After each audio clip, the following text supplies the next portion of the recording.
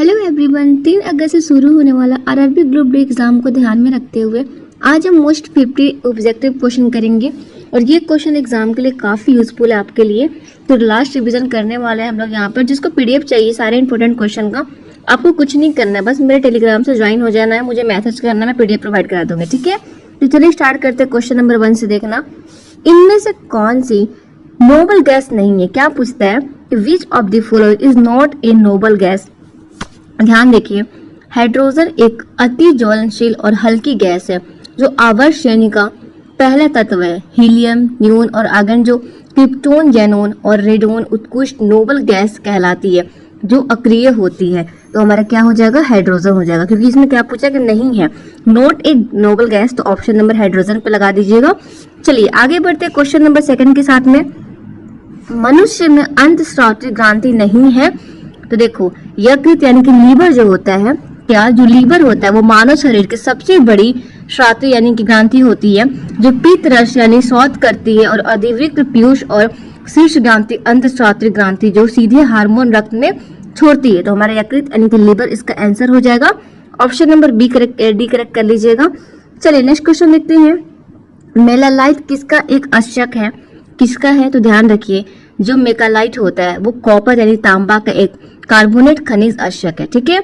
और कॉपर एक अन्य प्रमुख अंशक क्यूप्राइट और कॉपर पाइरेट है। तो ऑप्शन नंबर क्या हो जाएगा, तांबा, ठीक है, तांबा हो जाएगा, कॉपर। चलिए नेक्स्ट क्वेश्चन देखते हैं 4। निम्नलिखित में कौन सा आर्किमिडीज के सिद्धांत पर आधारित नहीं है। नहीं है पूछ रहा है। तो देखो, हवाई जहाज की पंखों की डिजाइनिंग, क्या डिजाइनिंग ऑफ एरोप्लेन्स विंग्स, ठीक है। हवाई जहाज के पंखों की डिजाइनिंग ब्रूनियर के प्रयोग से और वायु गति के आधारित होते हैं, आपको पता होना चाहिए। और लैक्टोमीटर, हाइड्रोमीटर और पनडुब्बियां जो होती है वो आर्किमिडीज के सिद्धांत पे कार्य करती है।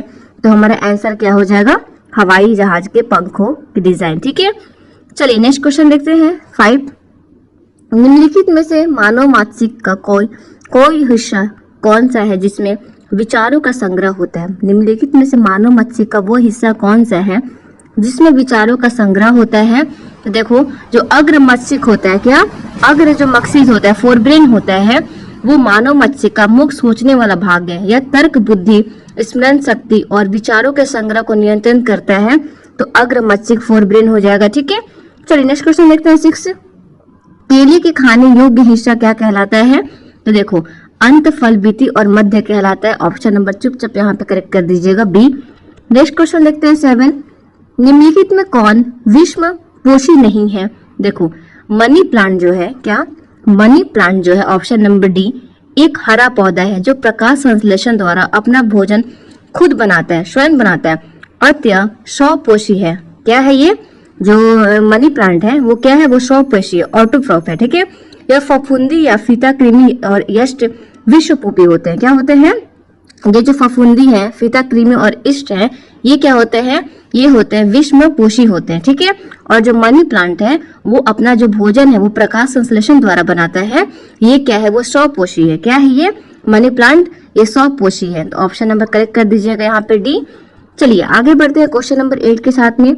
निम्नलिखित में से कौन से पहले पोषी स्तर पर होते हैं। तो देखिए, पारिस्थितिक तंत्र में हरे पौधे और उत्पादक जो प्रोड्यूसर होते हैं वो प्रथम पोषी स्तर बनाते हैं।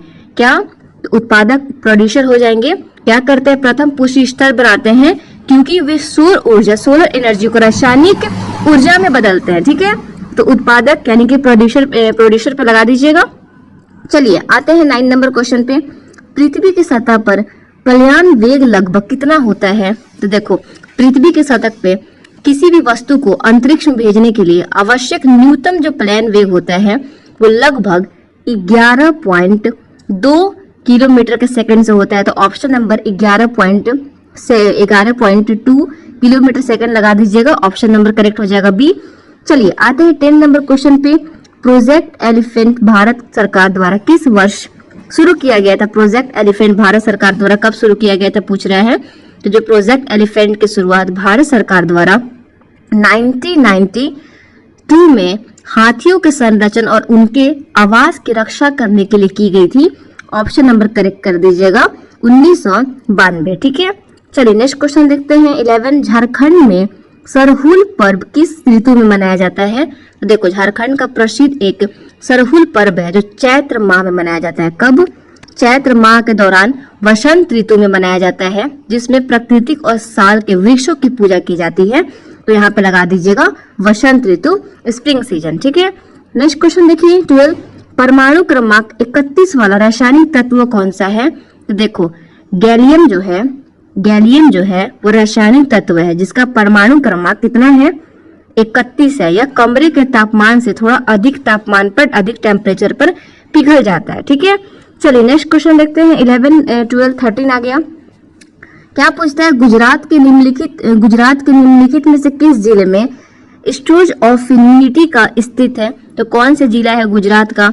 तो हमारा आंसर हो जाएगा स्टैच्यू ऑफ यूनिटी। ठीक है, स्टैच्यू ऑफ यूनिटी जो है वो सरदार वल्लभ भाई पटेल की क्या है? प्रतिमा है। किसकी प्रतिमा है? Statue of unity Sardar Vallabh भाई पटेल की। यह गुजरात के नर्मदा जिले में केवड़िया का एक एकता जो नगर है, इसके पास नर्मदा नदी के तट पे स्थित है। तो नर्मदा पे लगा दीजिएगा। चलिए नेक्स्ट क्वेश्चन देखते हैं 14, निम्नलिखित में कौन भूकंप का प्रभाव नहीं है? देखो, भारी वर्षा मौसम संबंधी परिघटना है जो भूकंप का प्रत्यक्ष प्रभाव नहीं है। जो भारी वर्षा, हैवी रेनफॉल जो होता है, हैवी रेनफॉल है जो, और भारी वर्षा मौसम संबंधित परिघटना है जो भूकंप का प्रत्यक्ष प्रभाव नहीं होता है। जबकि जो यहाँ पे हिमस्खलन है, सुनामी है और मृदा द्रवीकरण है, ये सब क्या है? एक भूकंप के कारण हो सकता है। ठीक है, तो हमारा आंसर ऑप्शन नंबर सी हो जाएगा, भारी वर्षा, हैवी रेनफॉल। ठीक है, चलिए नेक्स्ट क्वेश्चन देखते हैं यहाँ पे 15, कैल्शियम हाइड्रोक्साइड का सही सूत्र क्या है? क्या पूछता है? कैल्शियम हाइड्रोक्साइड का सही सूत्र क्या है? देखिए, ऑप्शन नंबर डी हमारा करेक्ट हो जाएगा। ध्यान रखिएगा, बहुत इंपॉर्टेंट ये क्वेश्चन है। चलिए आ जाते हैं 16 नंबर क्वेश्चन। डीएनए मुख्य रूप से कोशिका के किस भाग में संग्रहित होता है? तो देखो, डीऑक्सी राइबोनुक्लिक जो एसिड होती है, डीएनए होती है, जिसका मतलब डीएनए होता है, ये मुख्य रूप से कोशिका केंद्रक में गुणसूत्रों के रूप से संग्रहित होता है और कुछ मात्रा में माइटोकॉन्ड्रिया में भी होता है। तो केंद्रक हो जाएगा, ऑप्शन नंबर डी करेक्ट कर लीजिएगा। चलिए आते हैं 17 नंबर क्वेश्चन पे। निम्नलिखित में से किस खाद्य पदार्थ में आयरन प्रचुर मात्रा में पाया जाता है? कौन सा ऐसा पदार्थ है जिसमें आयरन प्रचुर मात्रा में पाया जाता है? तो देखो, यहाँ पे दो ऑप्शन दिया गया है। ठीक है, गुड़ दिया गया है, जेगरीज को बोलते हैं। इसमें क्या होता है कि आयरन प्रचुर मात्रा में पाया जाता है। ऑप्शन नंबर गुड़ पे लगा दीजिएगा, गुड़ आप लोग खाते होंगे। चलिए 18 नंबर क्वेश्चन देखिए। पोटेशियम की परमाणु संख्या 19 है और इसकी द्रव्यमान की संख्या क्या है? 39 है। इसके परमाणु के न्यूट्रॉनों की संख्या कितनी होगी पूछ रहा है। तो देखो, अब क्या करेंगे? न्यूट्रॉनों की संख्या बराबर द्रव्यमान की संख्या। ठीक है, तो हमारा परमाणु क्रमांक Z और क्या करेंगे? 49 में से हम क्या करेंगे? यहाँ पे माइनस कर देंगे 19 को, तो कितना आ जाएगा? 20। तो हमारा आंसर क्या हो जाएगा? 20 हो जाएगा। ऑप्शन नंबर ए करेक्ट कर लेंगे। पहले क्या करेंगे? न्यूट्रॉनों की संख्या बराबर द्रव्यमान की संख्या करेंगे। ठीक, और परमाणु क्रमांक कितना हो जाएगा? तो हमारे यहाँ पे 39 में से माइनस कर देंगे 19 को, तो 20 हमारा आंसर आ जाएगा। ऑप्शन नंबर ए करेक्ट कर दीजिएगा। चलिए 19 नंबर क्वेश्चन देखते हैं। पृथ्वी अपनी ही दूरी पर 1 घंटे में कितने डिग्री घूमती है? तो पृथ्वी अपनी ही दूरी पर 24 घंटे में 360 डिग्री घूमती है। कितना? 24 घंटे में, 24 आवर में कितना घूमती है? 360 डिग्री घूमती है। ठीक है, चलिए आगे बढ़ते हैं। क्वेश्चन नंबर देखते हैं, यहाँ पे लगा दीजिएगा। ऑप्शन नंबर ये 15 हो जाएगा।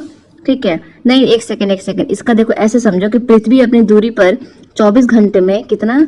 24 आवर में घूमती है 360 डिग्री। ठीक है, अत 1 घंटे में घूमने की गति कितनी होगी? यहाँ पे तो 360 डिग्री है, तो 24 को यहाँ से कर देंगे तो प्रति घंटा कितना हो जाएगा? 15 हो जाएगा। ऑप्शन नंबर 15 डिग्री लगा दीजिएगा। चलिए आगे बढ़ते हैं, देखते हैं 20 नंबर क्वेश्चन। टुलिप महोत्सव किस शहर में प्रसिद्ध है? तो in which city is the tulip festival famous? तो देखो, विश्व प्रसिद्ध जो Indira Gandhi memorial tulip garden Srinagar के जम्मू कश्मीर में स्थित है, जहां हर साल टुलिप महोत्सव आयोजित किया जाता है। ऑप्शन नंबर श्रीनगर लगा दीजिएगा। चलिए नेक्स्ट क्वेश्चन 21 पे आइए। कौन सा घाटा सरकार ऋण ग्रहण आवश्यकताओं में दर्शाता है? तो देखो, राजकोषीय जो घाटा होता है, फिस्कल डिफिट, सरकार कुल व्यय और कुल प्रति जो उधार को छोड़ना का अंतर होता है, जो कुल ऋण आवश्यकताओं को दर्शाता है। तो राजकोषीय घाटा, क्या राजकोषीय घाटा हो जाएगा, ऑप्शन नंबर डी करेक्ट कर दीजिएगा। नेक्स्ट क्वेश्चन देखते हैं, निम्नलिखित में से किस शब्द का अर्थ फलों का उगाना है। ठीक है, तो देखो जो पोलोमोजी होता है, क्या है, पोमोलॉजी जो है, ठीक है, जिसको पोमिकल्चर बोलते हैं, पोमिकल्चर, ठीक है। तो पोमिलॉजी जो है वो विज्ञान की वो शाखा है जिसके अंतर्गत फलों और उनके उत्पादों का अध्ययन किया जाता है। आप लोग पढ़े होंगे पोमोलॉजी, पोमिकल्चर, ठीक है, ऑप्शन नंबर सी करेक्ट कर दीजिएगा पोमोलॉजी पे। ठीक है, चलिए नेक्स्ट क्वेश्चन देखते हैं 23। पृथ्वी पर कार्बन डाइऑक्साइड स्थिरीकरण का कम से कम कितना हिस्सा प्रकाश संश्लेषण के मध्य से, क्या पूछता है, प्रकाश संश्लेषण के मध्य से शैवाल द्वारा दिया जाता है। ध्यान रखिए हमारा आंसर हो जाएगा, कितना हो जाएगा हमारा आंसर, हाफ, कितना, आधा हो जाएगा। ठीक है, आधा पे लगा दीजिएगा, हाफ पे लगा देना, ऑप्शन नंबर करेक्ट हो जाएगा बी। चलिए नेक्स्ट क्वेश्चन देखते हैं 24। वायु गर्म करने पर क्या होती है और ठंडा करने पे क्या होती है। क्या होती है, जब वायु गर्म करने पर ठंडा करने पे दोनों पूछ रहे हैं, तो देखो गर्म करने पर जो हवा है वो अणु दूर दूर होते हैं जिससे वायु फैलती है, यानी कि प्रसारित होती है, और ठंडा करने पर हवा सिकुड़ जाती है, यानी कि जो सिकुड़ जाती है, सिकुड़ना जैसे आप समझते होगे, तो यहाँ पे हो जाएगी प्रसारित होती है और संकुचित हो जाती है। ठीक है, चलिए आगे बढ़ते हैं 25 नंबर क्वेश्चन के साथ में।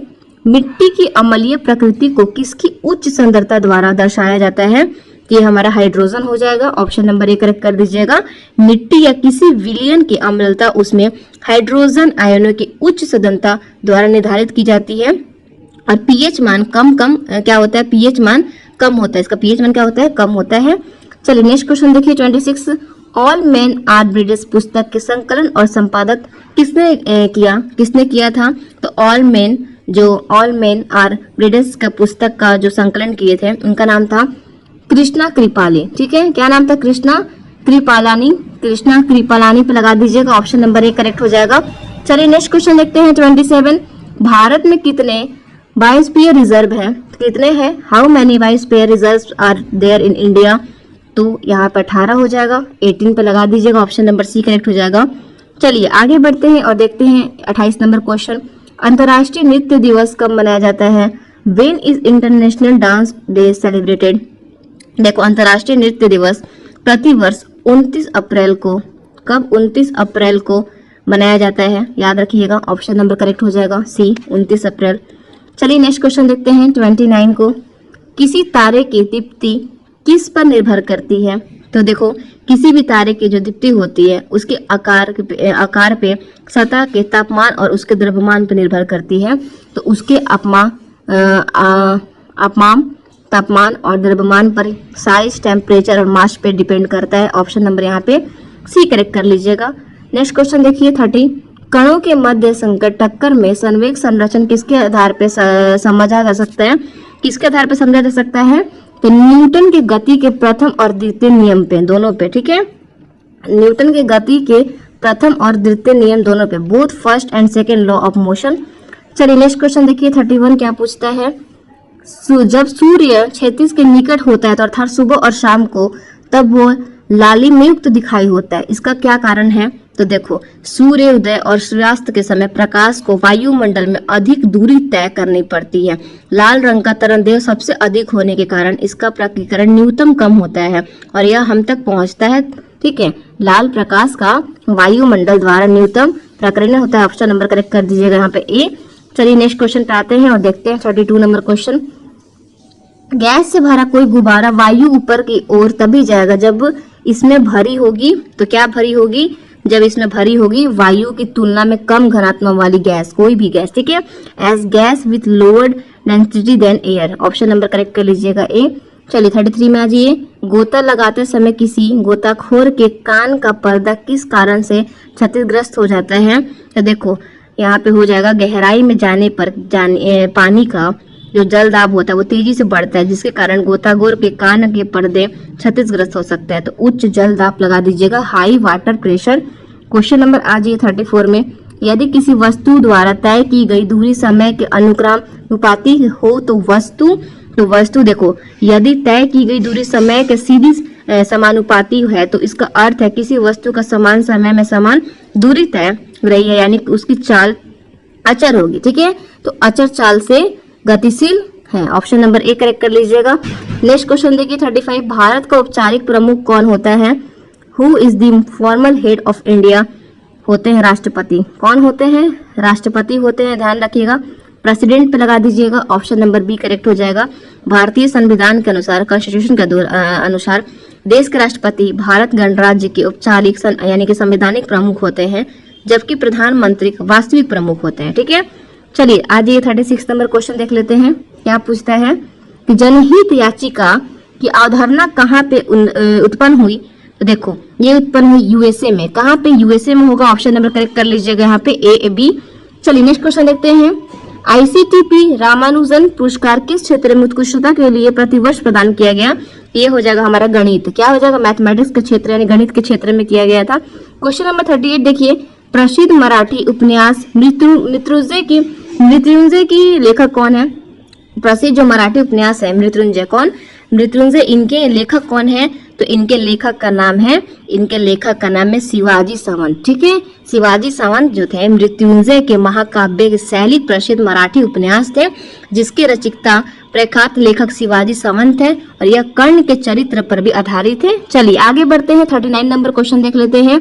निम्नलिखित में कौन सा ऊंचाई के साथ बदलता है, यानी कि यांत्रिक, स्थिज, नाभिकीय और रासायनिक ऊर्जा? तो देखिए हमारा क्या हो जाएगा इनमें से? देखो स्थिज जो ऊर्जा होता है पोटेंशियल एनर्जी, ठीक है, पोटेंशियल एनर्जी हो जाएगा, ऑप्शन नंबर यहाँ पे बी करेक्ट कर दीजिएगा। चलिए 40 पे आते हैं। निम्नलिखित में कौन सा लाभकारी कीट नहीं है पूछ रहा है। तो देखो दीमक जो है, क्या दीमक जो है एक हानिकारक कीट है जो लकड़ी और फसलों को नुकसान पहुंचाता है, जबकि जो लाख कीट है, रेशम कीट और मधुमक्खी है, ये सब क्या है? एक लाभकारी कीट है। लेकिन दीमक क्या है? दीमक हानिकारक कीट है, ठीक है। चलिए नेक्स्ट क्वेश्चन 41 पे देखिए, ऑक्सीजन के 0.3 मोल का द्रव्यमान क्या है? तो क्या हो जाएगा? 9.6 G लगा दीजिएगा, ऑप्शन नंबर करेक्ट हो जाएगा यहाँ पे बी, ठीक है। चलिए 42 नंबर क्वेश्चन देखिए, अंतर्राष्ट्रीय ओजोन परत संरक्षण दिवस कब मनाया जाता है? तो ओजोन परत संरक्षण के प्रति जागरूकता बढ़ाने के लिए हर साल 16 सितंबर, कब? 16 सितंबर को मनाया जाता है, ऑप्शन नंबर करेक्ट कर लीजिएगा 16 सितंबर, 16 of September, option number correct हो जाएगा यहाँ पे ए। चलिए आ जाइए 43 में, 40 सेंटीमीटर फोकस दूरी वाले उत्तल लेंस की क्षमता कितनी होगी? तो देखो ध्यान दो, यहाँ पे उत्तल लेंस की कितनी होगी पूछ रहा है, तो ऑप्शन नंबर हमारा सी करेक्ट हो जाएगा 0.25 डी, ऑप्शन नंबर करेक्ट कर लीजिएगा सी। 44 देखिए, इनमें से कौन सा पारिस्थितिक तंत्र का एक अजीविक घटक है? तो देखो जो मृदा होता है वो सोयल होता है, ठीक है, सोयल होता है, वो पारिस्थितिक तंत्र का एक अजैविक घटक है। और कवक जो फंगी होता है, सूक्ष्म जीव और कीट होता है, इंसेक्ट्स, ये क्या है? ये जीव घटक है। तो क्या हो जाएगा? जो यहाँ पे हमारे कवक, सूक्ष्म जीव और कीट है वो जैविक घटक है। क्या है? ये तीनों जैविक घटक है। लेकिन जो हमारा मृदा है, सोयल है, वो एक अजैविक घटक होता है। तो ऑप्शन नंबर करेक्ट कर लीजिएगा, यहाँ पे ए हमारा आंसर हो जाएगा। चलिए नेक्स्ट क्वेश्चन देखते हैं 45 में, निम्नलिखित में से कौन सा विटामिन ईस्ट प्रचुर मात्रा में पाया जाता है? देखो ईस्ट, जो ईस्ट होता है विटामिन बी, क्या होता है? विटामिन बी पे लगा दीजिएगा, ऑप्शन नंबर चुपचाप यहाँ पे हो जाएगा हमारा ए, विटामिन बी कॉम्प्लेक्स जो होता है, विशेष विटामिन B1, B2 जो आदि है, एक बेहतरीन प्राकृतिक सूत्र माना जाता है, ठीक है, ऑप्शन नंबर ए करेक्ट हो जाएगा। चलिए आते हैं नेक्स्ट क्वेश्चन देखते हैं 46, इनमें से कौन सा रासायनिक परिवर्तन का एक उदाहरण है? देखो जो यहाँ पे निष्क्रियीकरण है, ठीक है, ये क्या है? एक रासायनिक प्रक्रिया है जिसमें अम्ल और क्षार मिलकर लवण और जल बनाते हैं, जो रासायनिक परिवर्तन का उदाहरण होता है, करेक्ट कर लीजिएगा सी। चलिए 47 देखिए, निम्नलिखित में से किस सुरक्षा उपकरण का कार्य सिद्धांत धारा उष्मीय प्रभाव पर आधारित है? तो देखिए विद्युत फ्यूज धारा के उष्मीय जो होता है, फ्यूज जो है विद्युत फ्यूज धारा के उष्मीय प्रभाव यानी कि हीटिंग इफेक्ट ऑफ करंट पे कार्य करता है। इससे अधिक धारा प्रभावित होने पर यह पिघलकर परिपथ को सुरक्षित रखता है, ठीक है, धारा वो लगा दीजिएगा फ्यूज पे। 48 पे आ जाइए। रक्त का इनमें से कौन सा घटक प्रतिरक्षा को बढ़ावा देता है और कीटाणुओं से लड़ने में शरीर में मदद करता है? तो देखो, जो श्वेत रक्त होता है, व्हाइट ब्लड सेल्स होता है, ये हमारे शरीर के प्रतिरक्षा प्रणाली को मुख्य भाग में जो रोगाणुओं को कीटाणुओं से के मुकाबले में करता है। तो ऑप्शन नंबर करेक्ट कर लीजिएगा, श्वेत रक्त कणिकाएं यानी कि व्हाइट ब्लड सेल्स। ठीक है, चलिए क्वेश्चन नंबर 49 में आ जाइए। एक साधारण चुंबक किसके आकर्षित नहीं करता है? चलो, जो साधारण चुंबक है वो किसे आकर्षित नहीं करता है पूछ रहा है। जो कांसा होता है, ब्रोंज होता है, तांबे और टीन के मिश्रण धातु है जो अनचुंबकीय यानी कि प्रतिचुंबकीय प्रकृति होती है और चुंबकीय द्वारा आकर्षित नहीं होता है। जो लोहा है, आयरन है, गिलेट है यानी कि निकल, और स्टील जो है ये क्या है? ये चुंबकीय पदार्थ है। लेकिन जो कांसा यानी कि ब्रोंज है वो अनुचुंबकीय होता है। तो ऑप्शन नंबर ब्रोंज पे लगा दीजिएगा, कांसा पे। 50 नंबर क्वेश्चन देखिए, उस प्रक्रिया का नाम क्या है जिसके कारण जीवित कोशिकाओं को अलग प्रसारित विलयन में रखने पर उनके और प्राकृतिक विस्तार होने लगता है? तो क्या नाम है? तो यहाँ पे परासरण हो जाएगा। ऑप्शन नंबर 1 करेक्ट कर लीजिएगा। जब जीवित कोशिका को अल्पसारीय विलयन में रखा जाता है तो परासरण के कारण पानी कोशिका के अंदर प्रवेश करता है जिससे वो फूल जाती है। तो परासरण लगा दीजिएगा, ऑप्शन नंबर 1 करेक्ट हो जाएगा। चलिए आते हैं 51 नंबर क्वेश्चन देखते हैं। पंच सिद्धांत देगा ब्रियांशनता और सांख्य सिद्धांत के लेखक कौन है? तो इनका नाम क्या है? इनका नाम है वाराहिमिहिर। ठीक है, क्या नाम है? वाराहिमिहिर नाम है इनका। ऑप्शन नंबर डी करेक्ट कर लीजिएगा। नेक्स्ट क्वेश्चन देखिए 52। निम्नलिखित में से कौन सा संरचन नियम न्यूटन की गति के तीसरे नियम पे परिणाम है? तो हमारा कौन सा हो जाएगा? तो ध्यान रखिएगा, यहाँ पे हो जाएगा संवेग संरचन यानी कन्वर्सेशन ऑफ मोमेंटम हो जाएगा। ऑप्शन नंबर बी करेक्ट कर लीजिएगा, संवेग का संरचन। ठीक है, क्वेश्चन नंबर आ जाइए 53 में, जो कि बहुत ज्यादा इंपॉर्टेंट ये क्वेश्चन है। देखो, अधिक खाना खाने से यदि कोई अम्लता का शिकार हो जाता है तो इसका क्या इलाज है? अधिक खाना खाने से यदि कोई अम्लता का शिकार हो जाता है तो इसका क्या इलाज हम कर सकते हैं, उसको क्या दे सकते हैं? आपको पता होना चाहिए। मैं बताऊंगी आपको तब जब मेरे कमेंट बॉक्स में आप लोग को इसका आंसर सही नहीं पता होगा। कोई गूगल का यूज मत करिएगा, कुछ भी मत करिएगा। आपको नहीं पता होगा तो नहीं बताना, लेकिन जिसको इसका आंसर पता होगा 53 आपके लिए मैं आपको HW दे के जाती हूँ, यानी कि आपके लिए होमवर्क है क्वेश्चन नंबर 53। आप इसका आंसर मुझे कमेंट बॉक्स में जरूर बताइएगा। अगर आपको पता होगा ये क्वेश्चन का आंसर, एक बार अच्छे से देख लीजिए कि अधिक खाना खाने से यदि कोई अम्लता का शिकार होता है तो हम क्या कर सकते हैं। ये क्वेश्चन आपके लिए होमवर्क है HW। आप मुझे कमेंट बॉक्स में जरूर बताइएगा इसका आंसर आपको पता होगा। तो एवरीवन, ये था RRB ग्रुप डी के 50+ इंपॉर्टेंट क्वेश्चन। उम्मीद है कि आपकी रिवीजन अच्छी हुई होगी। ऐसे इंपॉर्टेंट क्वेश्चन और एग्जाम अपडेट्स के लिए चैनल को सब्सक्राइब करना ना भूलें। Best of luck for your exam. मिलते हैं नेक्स्ट पार्ट के साथ में।